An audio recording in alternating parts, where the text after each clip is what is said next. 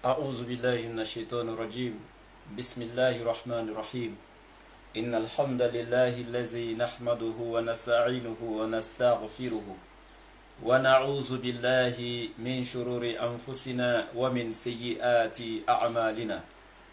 من يهد الله فهو المهتدي ومن يضلل فلن تجد له وليا مرشدا. وأشهد أن لا إله إلا الله وحده لا شريك له وأشهد أن محمدا عبده ورسوله صلى الله عليه وعلى آله وأصحابه ومن تبعهم بإحسان إلى يوم يقوم الناس لرب العالمين. أما بعد، يا جماعة المسلمين والمسلمات، أسلم عليكم بتحية الإسلام وهي السلام عليكم ورحمة الله وبركاته. J'espère que vous allez tous bien. Voilà, selon vos différentes positions géographiques, mes frères musulmans, mes frères chrétiens. Shalom ilaykum rahim biruku depuis vos différentes positions, alhamdulillah. Bien, j'espère que vous allez bien. Partagez le direct, mettez les cœurs.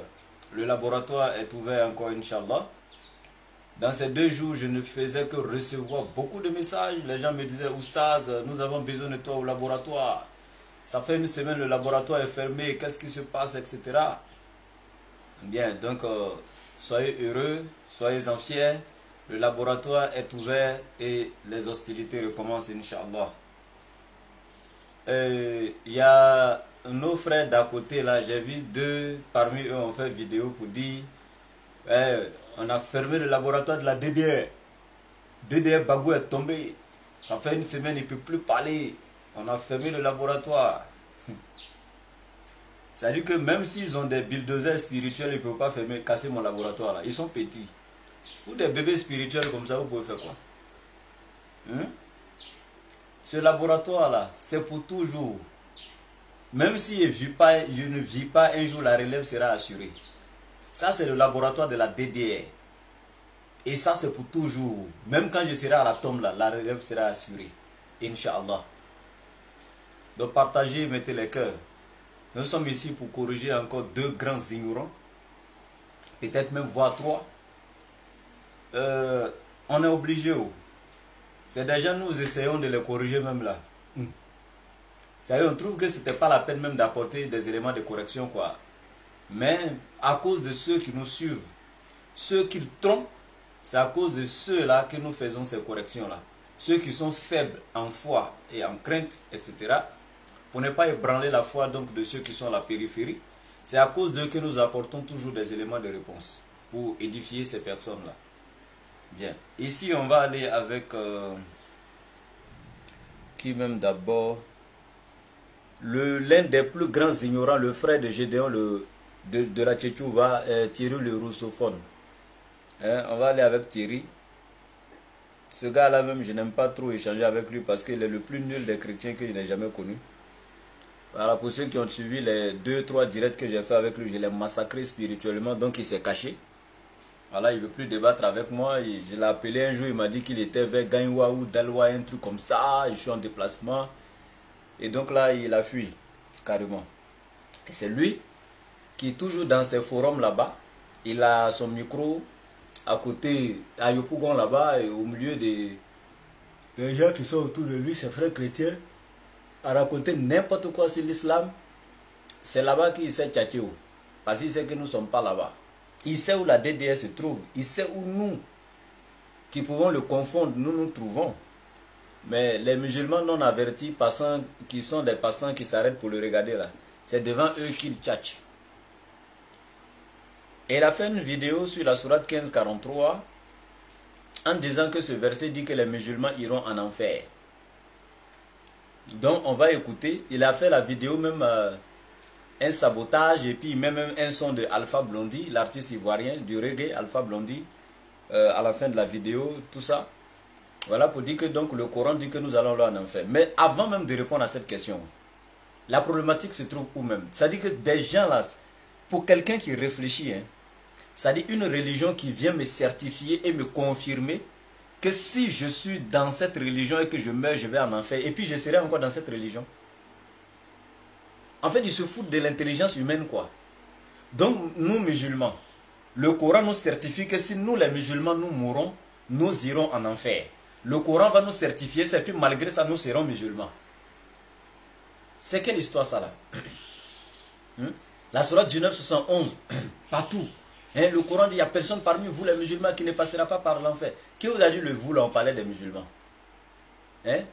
Vous ne connaissez rien. Venez, on va vous donner l'enseignement. Maintenant, si le Coran nous garantit l'enfer là, et puis on sera encore musulmans quoi. Vous êtes méchants les gars. Ça c'est la méchanceté spirituelle. Vous trompez les gens. Donc on va écouter ce type là, et puis apporter les éléments de correction, Inch'Allah. Écoutons-le d'abord. Verset 43. Vas-y maintenant. Et l'enfer Sera sûrement. Ça, c'est pas il se peut que peut-être que. L'enfer sera sûrement. le lieu de rendez-vous à tous. Tous les musulmans là, vous donnent rendez-vous à l'enfer.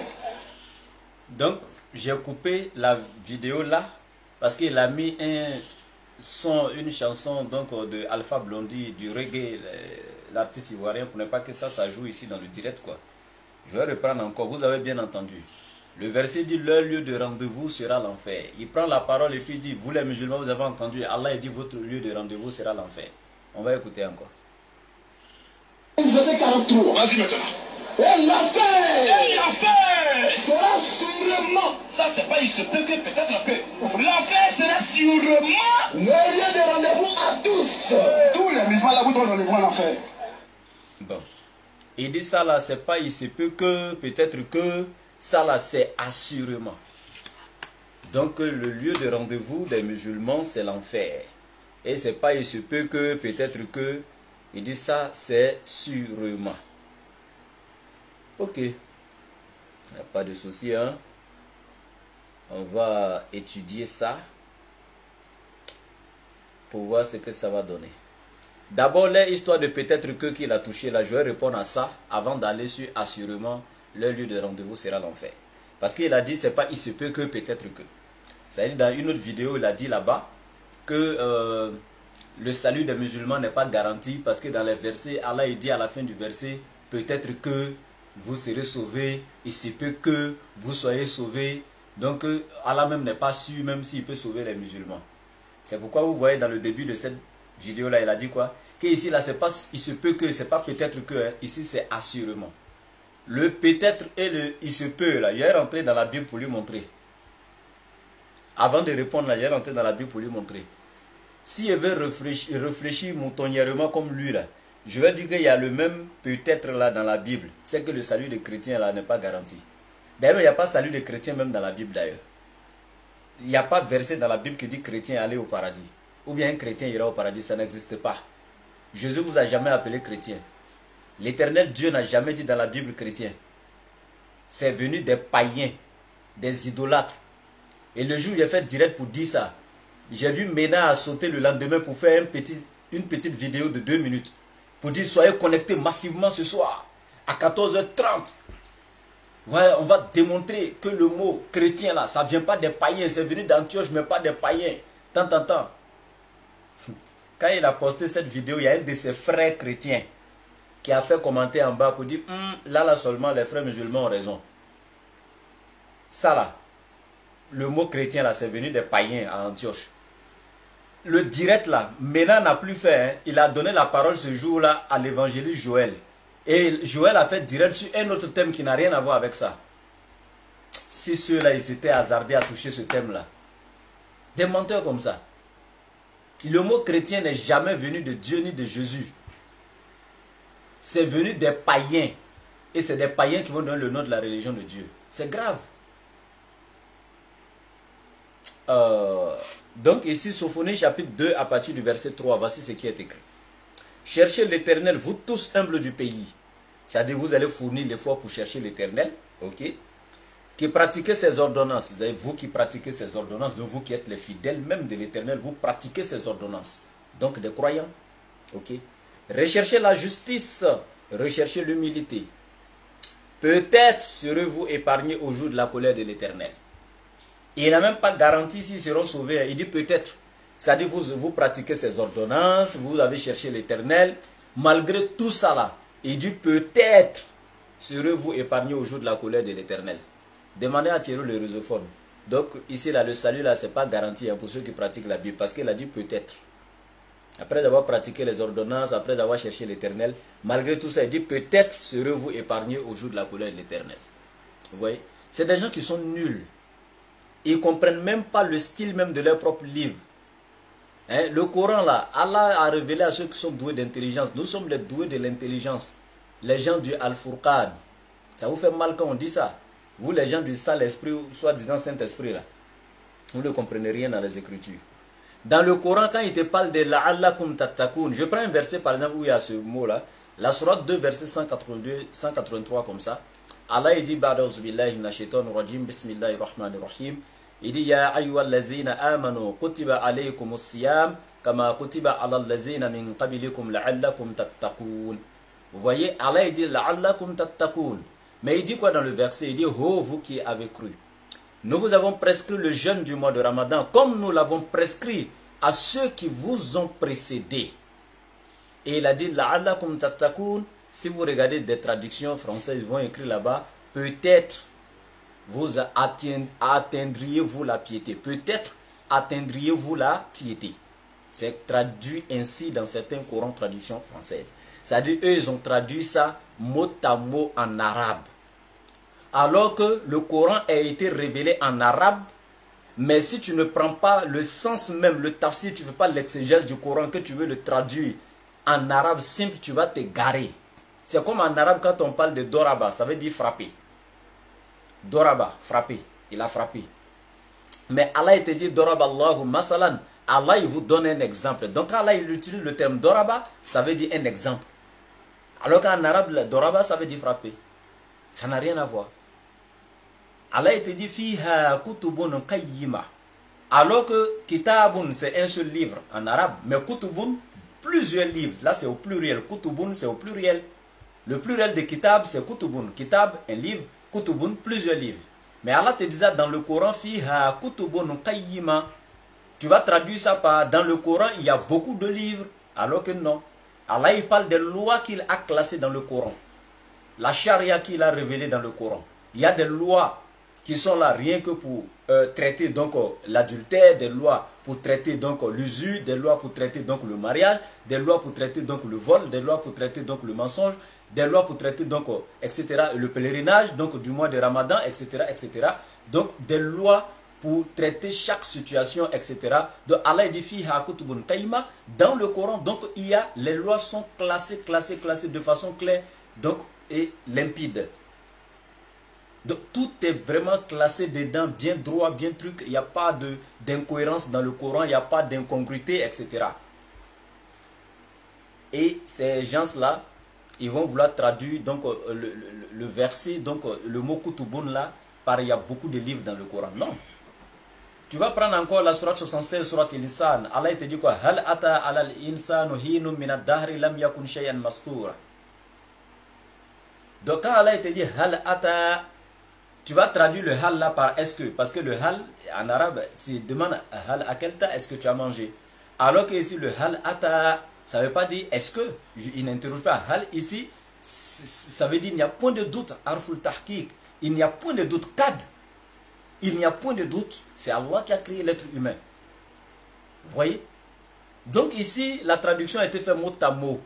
C'est pourquoi les traducteurs même te disent dans l'interface, donc dans la préface même donc de leur traduction, ils disent l'essai de la traduction des versets du Coran en langue française. C'est l'essai qu'ils font. Ils n'ont jamais dit qu'ils n'ont jamais garanti qu'ils sont parvenus à faire la traduction réelle. Ok. Donc ici, quand il dit la'allakum tattaqun, ça doit être traduit par likay tattaqun, afin que vous soyez pieux. Le la'allakum, dans la langue arabe, la'alla ça prend peut-être. Mais dans le Coran ici, ça prend likay tattaqun, afin que vous soyez pieux. C'est le laboratoire ici, on nettoie tout, il y a pas, on ne laisse rien ici. Bien, donc c'était juste pour répondre à ce côté. Maintenant, après la sourate 15, la sourate 15 à partir du verset 43, pour raconter n'importe quoi là-bas. La sourate 15, 43, qu'est-ce qui est écrit? Allah il dit, wa inna jahannama la maw'iduhum ajma'in. Et dit, et l'enfer sera sûrement leur lieu de rendez-vous à tous. Il prend ce verset Et puis il dit, oh, là, ici, Allah, il parle donc des musulmans. L'enfer sera donc rempli de tous les musulmans, etc. Ok. On va remonter un peu pour voir depuis quel verset même. Pour rester dans le contexte, quoi, on va remonter un peu. Voilà. Le verset 28 pour descendre. On va aller rapidement avec. Allah dit وَإِذْ قَالَ رَبُّكَ لِلْمَلَائِكَةِ إِنِّي أَخَالِقٌ بَشَرًا مِنْ صَلْصَالٍ مِنْ حَمَإٍ مَسْنُونٍ. Il dit, et lorsque ton Seigneur dit aux anges, je vais créer un homme d'argile crissante extraite donc d'une boue malléable. Il parlait d'Adam lorsqu'il a informé les anges de la création d'Adam. Au verset 29, il va dire فَإِذَا سَوَّيْتُهُ وَنَفَخْتُ فِيهِ مِنْ رُوحِي فَقَعُوا لَهُ سَاجِدِينَ. Il dit, et dès que je l'aurai harmonieusement formé et lui aurai insufflé mon souffle de vie, jetez-vous alors prosterné devant lui. فَسَجَدَ الْمَلَائِكَةُ كُلُّهُمْ أَجْمَعُونَ. Et dit, alors les anges se prosternaient tous ensemble devant Adam. Illa Iblisa, excepté Iblis, Aba an yakuna ma'sajidin, qui refusa d'être avec les prosternés. Au verset 32, Qala ya Iblisu, ma laka alla takuna ma'sajidin. Allah dit, alors Allah dit, oh Iblis, pourquoi n'es-tu pas au nombre des prosternés? Pourquoi tu t'es pas prosterné avec les anges? Qala, il a répondu, Lam akun li asjuda li basharin khalaqtahu min solsolin min hama'in masnoun. Il dit à Allah, son Seigneur, c'est-à-dire c'est Shaitan qui parle, le Satan, il dit, je ne puis me prosterner devant un homme que tu as créé d'argile crissante extraite d'une boue malléable. Qala, Allah il va reprendre le diable et dit, fakhruj minha fa innaka rajim. Allah il dit, sors de là, c'est-à-dire en parenthèse donc du paradis, donc des lieux célestes, car te voilà banni. Au verset 35, wa inna alayka la'annata illa yawmiddin. Il dit, wa inna alayka la'annata illa yawmiddin. Il dit, et malédiction sur toi jusqu'au jour de la rétribution.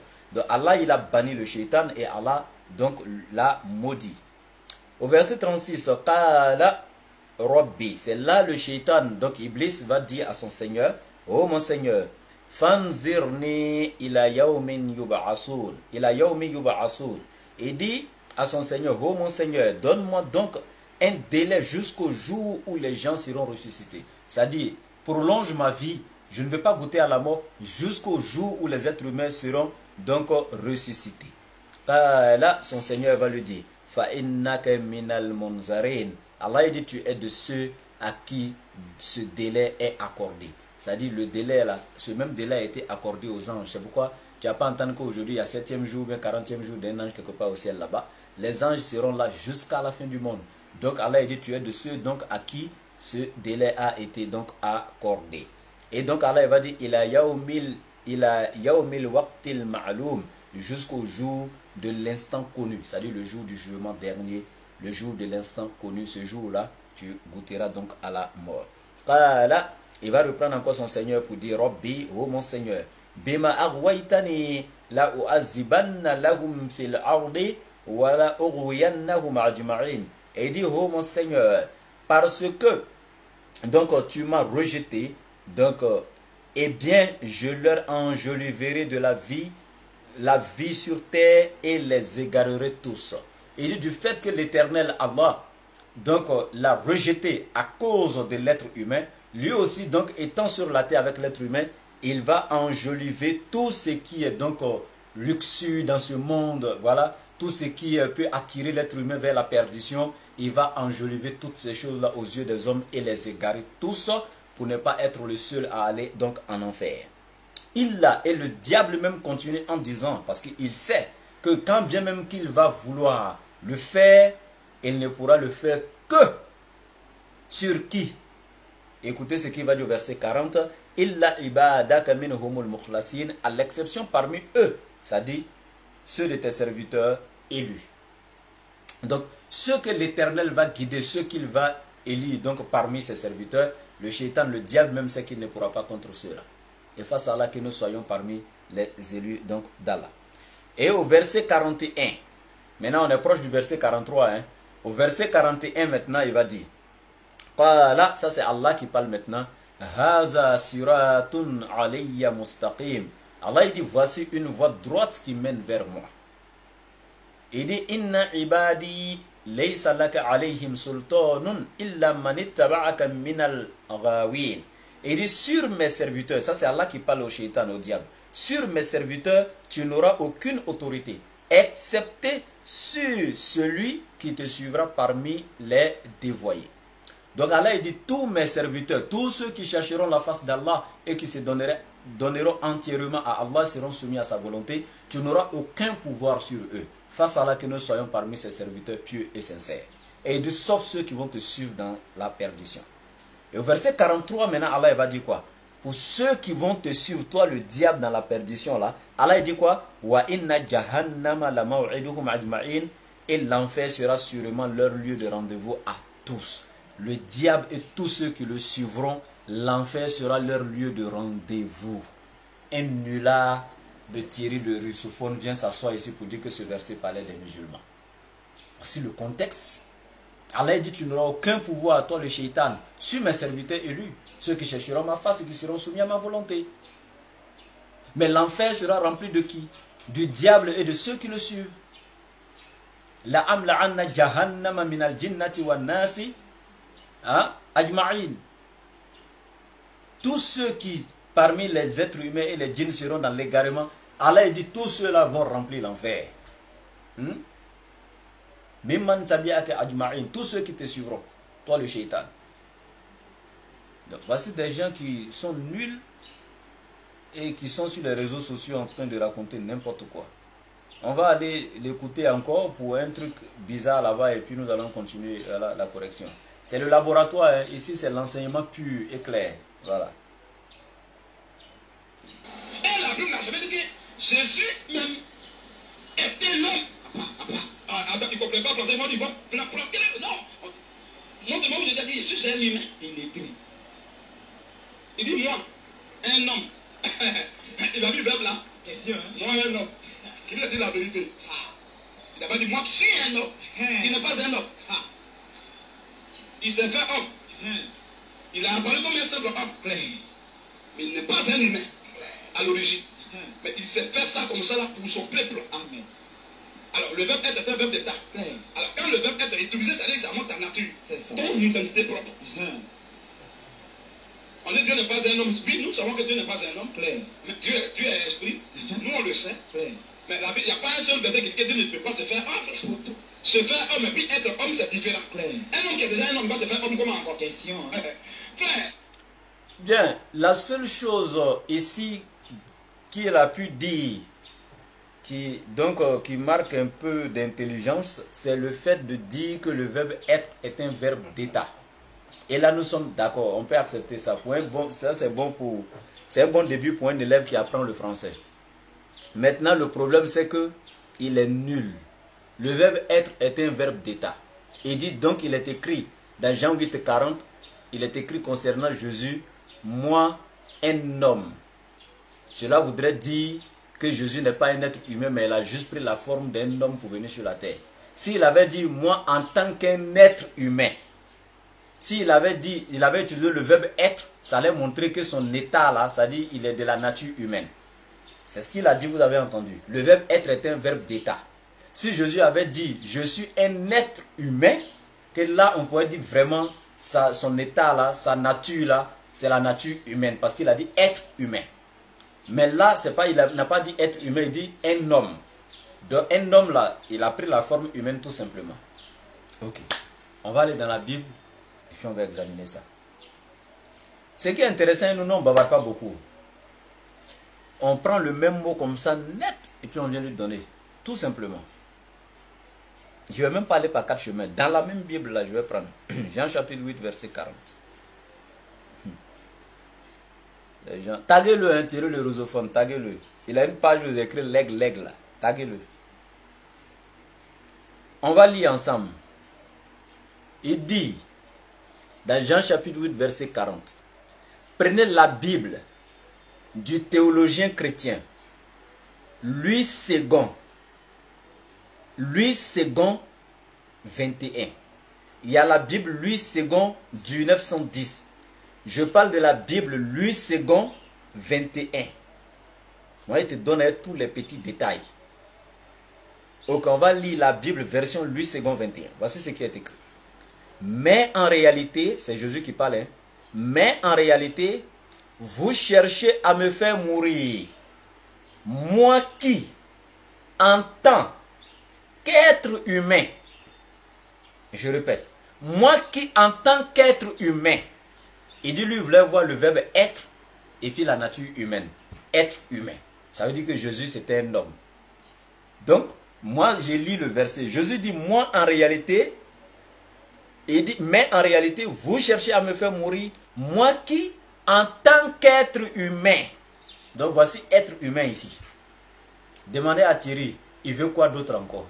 On va lui donner encore. Comme il lit les autres traductions de Bible, comme du 910, Louis II du 910, comme la nouvelle traduction de Genève, etc., où c'est écrit « Moi, un homme qui vous a dit la vérité ». Donc, comme c'est écrit là-bas « Moi, un homme », il ne savait pas qu'il y a d'autres versions de Bible où c'est écrit « Moi, un être humain ». Il ne savait pas. S'il savait que c'était écrit dans la Bible Louis II 21, il n'allait pas lancer le défi là, aux musulmans, de trouver un verset où Jésus a dit « Moi, un être humain », où il y a le verbe « être » et la nature humaine. Voici ça. Ou bien, je ne sais pas comment on doit faire. Mais en réalité, vous cherchez à me faire mourir. Moi qui, en tant qu'être humain, je vous ai dit la vérité que j'ai entendue de Dieu. C'est aussi clair, hein? Ça là, je ne sais pas en tout cas comment ça va se passer, mais sinon ça là, c'est plus que clair. Plus que clair. Ok.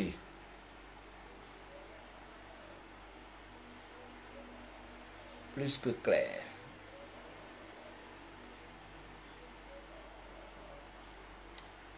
Bien. Excusez-moi. Hein.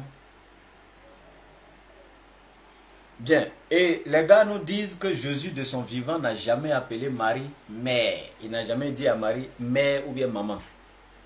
Parce que Jésus est Dieu fait homme. Donc Marie était comme un taxi qu'il a emprunté pour quitter au ciel pour venir sur la terre. Il est juste passé par elle. Donc vu qu'il a juste emprunté Marie pour venir, c'est tout simplement un emprunt. Donc ça ne veut pas dire que c'est Marie qui l'a mis au monde. Il y a un même qui est allé plus loin jusqu'à dire, Oussa Ouattara, si toi tu empruntes un taxi pour quitter à Djamé pour aller à Bobo, quand tu vas sortir du taxi au niveau d'Abobo là, est-ce que les gens d'Abobo te voient sortir du taxi vont dire que c'est le taxi qui est ta maman ou bien c'est le taxi qui t'a mis au monde? Il dit non. Il dit est-ce que ton existence a commencé à partir du moment où tu es rentré dans le taxi pour sortir? Il dit non, j'existais avant ce moment. Il dit donc Jésus existait depuis l'éternité, il est juste venu rentrer dans Marie pour sortir. Il dit d'accord. Tout ça là, ça vient de toi. Ça c'est pas écrit dans la Bible. C'est toi-même qui imagines tout ça là. Marie a été empruntée par Jésus, tant. Ça c'est toi, tu sors ça là-bas. Moi, je travaille avec ce qui est écrit dans toi-même ta propre Bible. Comme tu dis, Jésus n'a jamais dit à Marie maman ou bien mère. On va lire Jean chapitre 2 à partir du verset 4. La Bible, parole de vie de 2017. Version. Je lis ici la Bible version parole de vie 2017. Voici ce qui est écrit dans Jean chapitre 2 à partir du verset 4. Jésus lui répondit, mais qu'est-ce que tu me veux? Jésus dit, mais. Vous voulez quoi? Allez-y dans le dictionnaire, regardez la définition de mère ou bien père.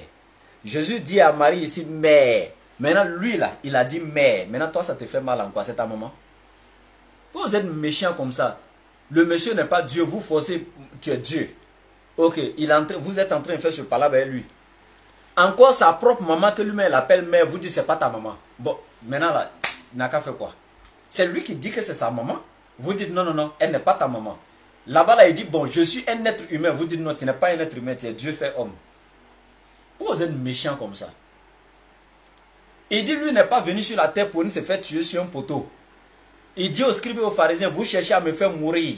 Moi, en tant qu'un être humain, je vous ai dit la vérité que j'ai entendue de Dieu. Abraham n'a jamais cherché à tuer quelqu'un. Vous faites l'œuvre de votre père qui est le diable. Il dit chercher à le faire mourir, c'est une œuvre diabolique. Vous dites c'est faux. C'est une œuvre qui vient de Dieu. C'est Dieu qui a donné son fils pour qu'il vienne mourir. Jésus dit non, c'est Satan. Vous dites non, c'est Dieu. Aïe. On peut contredire son propre prophète comme ça.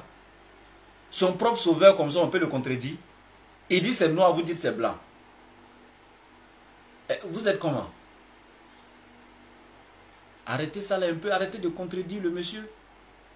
Jésus est venu, il a prêché dans l'humilité, il n'a jamais trouvé indigne de se présenter comme serviteur de Dieu.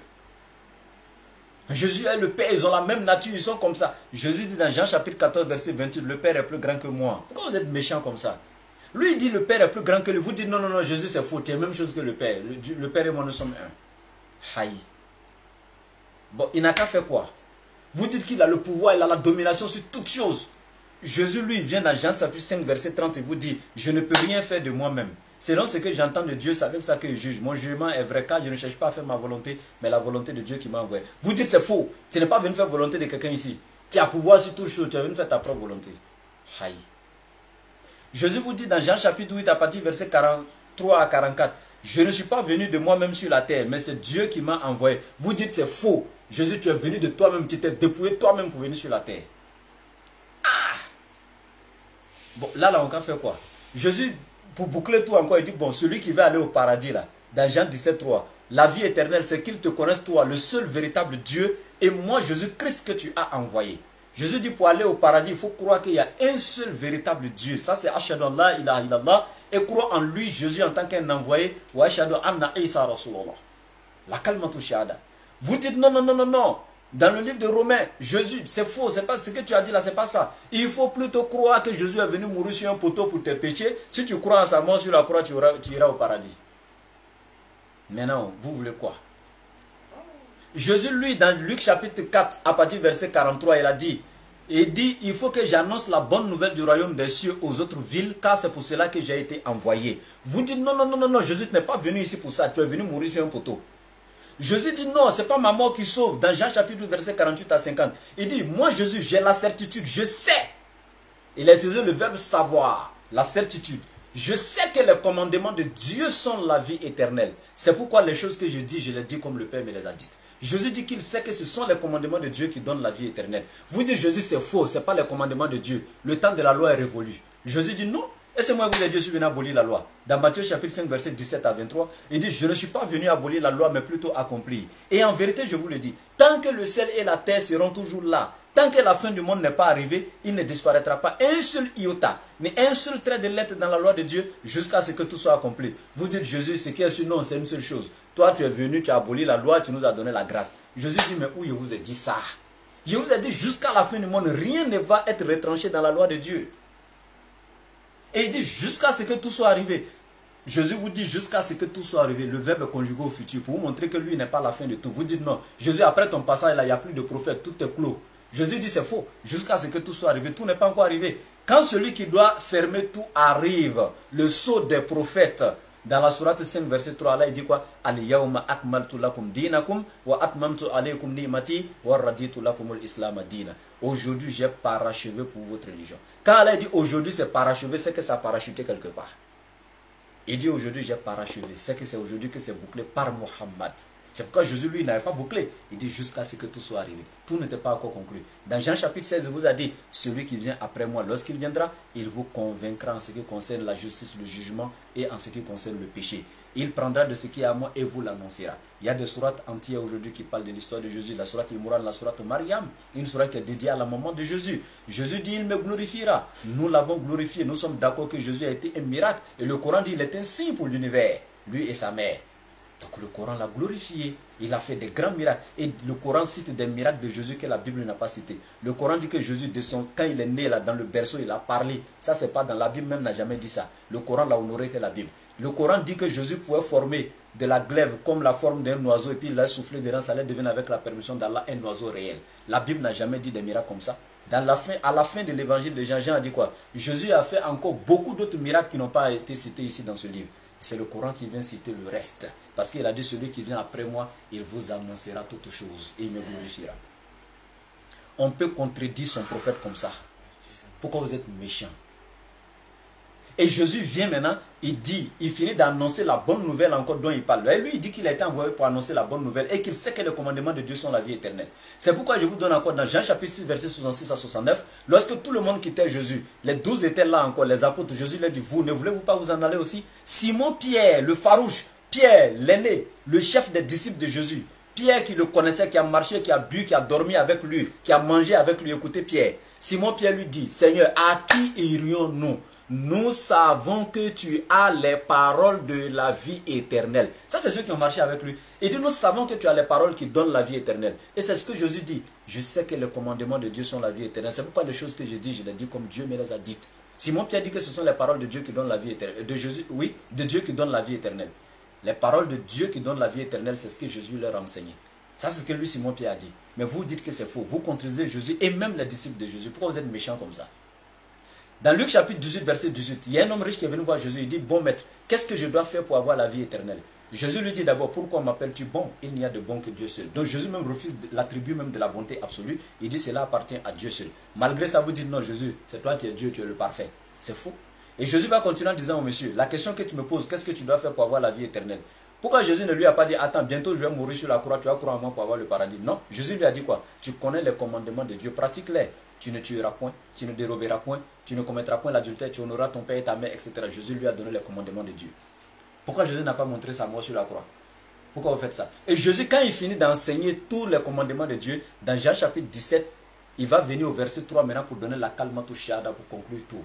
Oh, la vie éternelle, c'est qu'ils te connaissent toi, le seul véritable Dieu, et moi Jésus-Christ que tu as envoyé. Et au verset 4, il va dire quoi? Père, j'ai achevé l'œuvre que tu m'as donné à faire. Maintenant, tu peux m'élever vers toi. Jésus n'était pas mort et puis il a dit à Dieu qu'il a fini sa mission sur la terre. Si pour vous, c'est la mort de Jésus qui est la mission même là, alors qu'il n'était pas mort quand il a dit ici, Père, j'ai achevé. Si c'était la mort là, il n'était pas mort. Donc ça veut dire qu'il a suspendu sa mission ou bien quand il a dit que c'était fini, il a menti. Lui, il dit sa mission est finie, vous dites non, non, c'est pas encore fini, il reste maintenant ta mort. Vous ajoutez sa mort dessus, pourquoi? Parce que si la mort faisait partie, Jésus ne pouvait pas dire que c'est fini à Dieu, que j'ai fini ma mission alors qu'il n'est pas encore mort, sachant que la mort fait partie de sa mission. Ou même le but principal de sa mission. Lui, il a fini d'annoncer l'évangile et puis il dit, Père, j'ai achevé l'œuvre. Vous dites, non, non, non, le reste de l'œuvre là, ça reste, on doit te tuer. Maintenant, regardez votre méchanceté. Hein. Dieu qui nous a créés, nous lui avons désobéi. Il est fâché contre nous, il veut nous punir. Et puis après, il décide encore de nous pardonner. Pour nous pardonner là, il ne nous pardonne pas simplement. Hein. Il s'est fait un être humain, il vient parmi nous-mêmes encore. Et puis on l'attrape, on le chicote, on le crucifie, on le tue. Et puis on croit en sa mort et puis il nous pardonne maintenant. On peut être nul comme ça dans la tête. C'est quel enseignement bidon ça? Et encore, regardez quelque chose. On dit non, non, non. Dieu sous forme humaine qui est Jésus est venu sur la terre pour s'offrir en sacrifice. Mais quand on fait un sacrifice là, le sacrifice on l'offre pour donner à qui? À une puissance qui est supérieure à soi. Même quand un être humain tu fais sacrifice là, soit c'est pour fétiche, mais fétiche là c'est ton Dieu ou bien c'est pour Dieu quand tu crois en Dieu. Quand tu es musulman, etc. Mais en tout cas, tu offres sacrifice là à ton Dieu, à un pouvoir qui est supérieur à toi. Maintenant, quand Dieu vient s'offrir en sacrifice, il se donne en sacrifice à quel autre Dieu? Qui accepte le sacrifice de Dieu? Il s'est donné sacrifice à qui? En sacrifice à qui? Vous êtes méchants même. Enfin, on doit vous enseigner la Bible là comment? Tout ça là, vous contredisez Jésus pour aller. Ce qu'il dit, il n'a pas fait là, vous dites qu'il a fait ça. Vous dites qu'il est le fils unique de Dieu. Avant, c'était écrit dans la Bible du 970, la version du 971 de la Bible du roi James, hein, la Bible King James de 1970 hein, a été revue et corrigée. Hein. Et qu'est-ce qui était écrit dans cette première version-là, qui a été revue et corrigée? Dans Jean 3,16, Dieu a tant aimé le monde qu'il a donné son fils unique, engendré par lui. Ils avaient écrit ça. En 1970, ils se sont assis, ils ont fait réunion, ils ont dit, on peut enlever engendré par lui là-dedans. Dieu ne peut pas engendrer. Tiens, on peut enlever ça, vraiment. Eux-mêmes là, ils ont coupé la partie engendré par lui là pour enlever dedans. Maintenant, quand vous dites, il est le fils unique là-haut, Jésus lui, il vient et puis vous dit dans Matthieu chapitre 5, verset 9, heureux vous qui procurez la paix, car vous serez appelés fils de Dieu. Dans Jean chapitre 20, verset 19, Jésus dit quoi à Marie de Magdala? Ne me touche pas, car je ne suis pas encore monté vers mon Père. Mais va voir mes frères et dis-leur, je vais vers mon Père qui est votre Père et vers mon Dieu qui est votre Dieu. Quand Jésus dit vers mon Père qui est votre Père, donc les disciples sont les frères de Jésus. Pourquoi vous dites qu'il est le fils unique de Dieu alors qu'il a ses frères? Pourquoi vous êtes méchants comme ça? Et il y a un qui me demande si c'est moi qui ai écrit la Bible. Oh, c'est pas moi qui ai écrit la Bible, oh. Mais j'ai étudié la Bible. D'accord, c'est pas moi qui ai écrit la Bible. J'ai étudié la Bible, je n'ai pas écrit la Bible. Je ne sais pas, ou bien tu parles à quelqu'un d'autre en commentaire, quoi. Bon, je vais répondre à Mena rapidement et puis on va s'arrêter là. Hein? Voilà. Oh, les croyants, le vin, le jeu hasard, les pierres dressées, les fêtes de divination, sont-ils abominables, œuvre du diable, écartez-vous-en afin que vous ressuscitez. Donc ici, il dit que le vin est une œuvre du diable. Mais est-ce que le vin est vraiment une œuvre du diable? Le vin n'est pas une œuvre du diable. C'est l'ivresse, l'ivrognerie que Dieu condamne. Mais le vin n'est pas une œuvre du diable. Maintenant, tu dis le vin est une œuvre du diable. Maintenant, allons-y. Soit 47, verset 15. Tu dis, il ne faut pas que les gens vont boire sur la terre ici. Maintenant, regardez dans son paradis. Ce qui se passe là-bas. Voici, là, sur 47, verset 15. Voici la description du paradis qui a été promis aux pieux. Il y aura là des ruisseaux d'une eau jamais malodorante et des ruisseaux de lait au goût inaltérable et des ruisseaux de vin délicieux. Sur la terre ici, il dit que le vin est une œuvre du diable. Mais il promet le vin au paradis là-bas, des ruisseaux de vin. Exactement. À ses adeptes dans le paradis. C'est ça même. Ah, Allah. Il dit Allah. C'est ça qui me plaît avec lui. C'est-à-dire que quand il finit, et puis lui-même il rit à la fin de son ignorance, quoi. Oh. Est-ce que vous savez que ceux-là vont nous tuer? Donc il dit que le vin n'est pas une œuvre du diable, mais c'est l'ivrognerie qui est une œuvre du diable. Ok. Ok. Tu vois? Elle dit c'est l'ivrognerie. Maintenant, l'ivrognerie est provoquée par quoi? On peut être nul comme ça en français. Il dit non, le vin, c'est pas le vin qui est œuvre du diable, c'est l'ivrognerie. Maintenant, l'ivrognerie, on s'assoit seul comme ça et puis on devient ivre. Qu'est-ce qu'on boit pour devenir ivre? Et dans sa Bible, il est écrit dans le livre de Luc chapitre 1, dans l'évangile de Luc chapitre 1, on dit Jean-Baptiste là, il ne boira ni liqueur forte ni vin, car il sera consacré à l'Éternel. La Bible dit que Jean-Baptiste ne boira ni vin ni liqueur forte. Pourquoi on dit qu'il ne va pas boire vin si ce n'est pas œuvre du diable? Et on dit car il sera consacré à l'Éternel. Donc si le vin n'est pas du diable, celui qui est de Dieu peut boire. Mais on dit ici il ne boira ni vin ni liqueur forte, car il sera consacré à l'Éternel. Donc quand on est consacré à Dieu, on ne touche pas au vin. Donc le vin là, ça veut dire quoi ici? Dans Luc chapitre, dans ta propre Bible là, pourquoi Jean-Baptiste on dit il ne va pas toucher le vin? Tu vaux rien, mon gars. Maintenant, regarde. Tu vas maintenant dans le paradis des musulmans où Allah dit il y aura des ruisseaux de vin qui vont couler, voilà. Donc, ça veut dire quoi?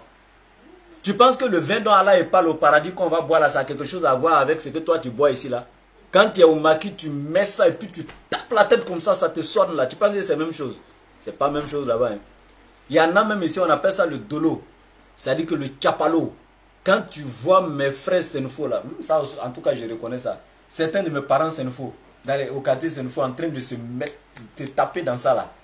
C'est eux qui aiment ça, ce sont les mouches, moi mais je ne sais pas. Tu vois le gamin lutter les mouches comme ça dessus, hein, quand le basse là, hein, voilà, et c'est pas possible. Il finit toi-même là, tu vas pisser sur toi, déféquer sur toi, tu es là comme ça, la tête même là, tout est louche, ça y est. Le gars, il va le tomber d'un carnivore quelque part en train, il va le vomir sur son lit. Et quand il est marié, même sa femme souffre. On peut se faire souffrir comme ça. Et quand tu finis tout ça là, tes problèmes reviennent. Hein? Quand ils ont trop de problèmes, ils s'en vont boire. Mais quand ils finissent tout ça là, les problèmes reviennent. Faut pas que quelqu'un va parler de mes parents, c'est une fois là-bas. Hein? C'est les Koulibaly là qui font ça, c'est pas nous autres. Nous les Ouattara là on fait pas, ce sont les Koulibaly là qui font ça. Donc ici, on va lire dans le Coran, voici ce qui est écrit. Allah dit Yatufu alayhi wildanun mukhalladun bi akwabin wa abarika wa ka'sin min ma'in La yusaddaouna anha wa la yunzifun. Donc il dit ici, parmi eux circuleront des garçons éternellement jeunes, avec des coupes, des aiguières et un verre rempli d'une liqueur de source. Et regardez ici, il va vous donner au verset 19, La yusaddaouna anha wa la yunzifun. Et dit qu'il ne leur provoquera ni maux de tête, ni étourdissement. Voilà, donc pour nous là, il n'y a pas d'ivrognerie là-bas. Ça ne saoule pas quelqu'un, ça ne te donne pas d'étourdissement, ni mal de tête, ni quoi que ce soit. Non. Ça c'est le pur. Et Jésus est d'accord avec moi. Il faut aller lire le livre de Matthieu 27. Jésus a été clair. Quand il a pris son dernier repas avec ses disciples, il a dit quoi? Je ne boirai plus du fruit de la vigne avec vous dans ce monde, jusqu'à ce que je le boive de nouveau avec vous dans le royaume des cieux.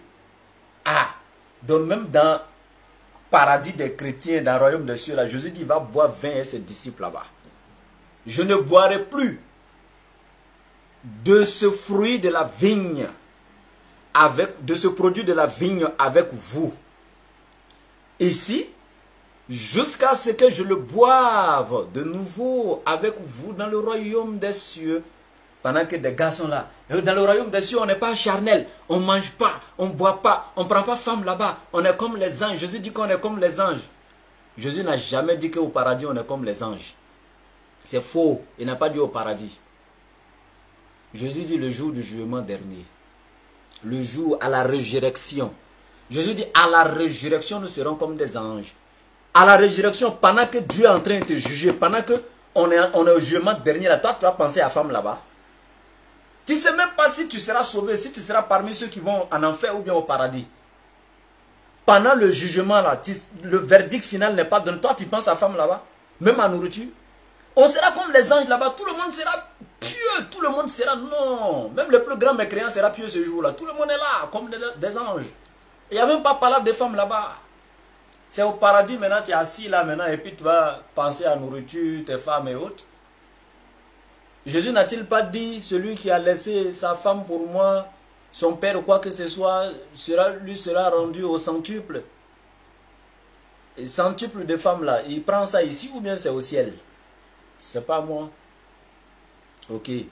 Mais au moins là, c'est qui est le verset qui est clair. Jésus dit, je ne boirai plus du fruit de la vigne avec vous ici jusqu'à ce que je le boive de nouveau dans le royaume des cieux. Donc dans le royaume des cieux, là, on boit fruit de vigne, on va boire, Jésus va boire vin là-bas et ses disciples.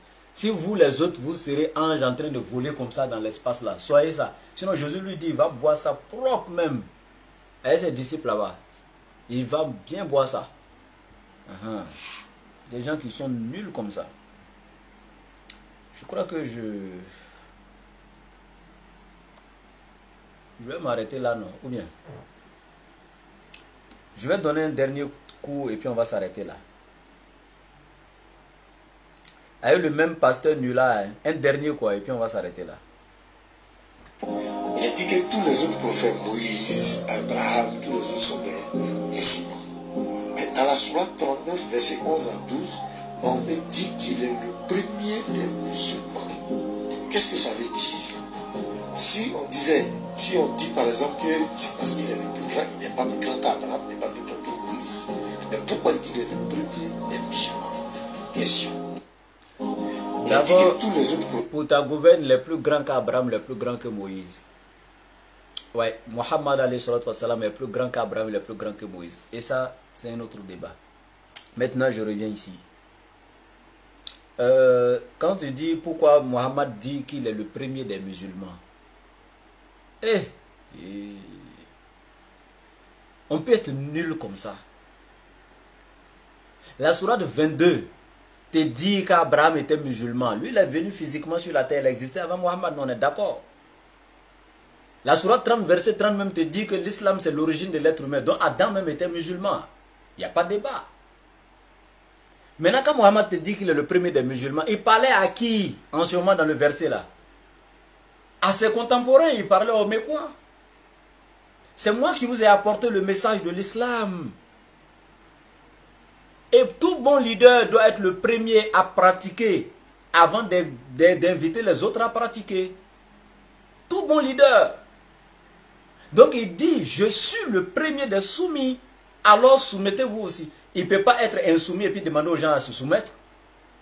C'est dans ce sens qu'il parle aux Mécois et puis il leur dit, je suis moi Mohammed, le premier des musulmans. Ça dit que c'est moi, je vous appelle à l'islam et je suis le premier déjà soumis à Dieu avant de vous appeler à la soumission. C'est tout simplement. Est-ce que tu as dit premier là, c'était depuis celui qui est le premier des êtres humains à être musulman? Non. Mais il parle d'un contexte bien précis. Il est le premier des musulmans de son temps, puisque c'est lui qui porte le message du Coran. C'est lui qui les appelle vers le message de l'islam. Donc dans ce sens, il dit, je suis le premier à me soumettre à Dieu avant de vous appeler à la soumission à Dieu. Et c'est ce qui est musulman, la soumission. Il est le premier à se soumettre avant d'appeler les autres à se soumettre à Allah. Peut-il être insoumis et appeler les gens à la soumission? On va s'arrêter là aujourd'hui. Vraiment, c'est pas facile de donner l'éducation à ces gros bébés spirituels là. Mais on va aller tout doucement, on va y arriver, Inch'Allah. Qu'Allah nous facilite nos entreprises et qu'il nous aide. Salam alaikum. Le laboratoire ouvert, c'était juste l'inauguration aujourd'hui. Pour vous dire que le laboratoire a recommencé le travail. On va se chicoter spirituellement ici tout doucement. Merci.